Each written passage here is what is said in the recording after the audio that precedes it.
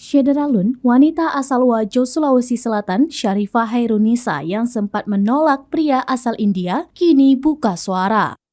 Sebelumnya, Syarifah Hairunisa viral di media sosial lantaran menolak lamaran pria asal India hingga membuat sang pria marah lantaran sudah jauh-jauh datang dari negaranya untuk melamar. Berdasarkan pengakuan Syarifah Hairunisa dalam program Pagi-Pagi Ambiar Trans TV pada Jumat 3 Maret 2023, ia rupanya mulai intens berkomunikasi dengan pria India bernama Asif Ali Bore selama 1,5 tahun lamanya. Wanita yang kerap disapa Nisa itu mengaku kasihan jika tidak membalas pesan dari Asif. Pasalnya, menurut Nisa, Asif seringkali menceritakan kisah hidupnya sehingga membuat Nisa merasa kasihan.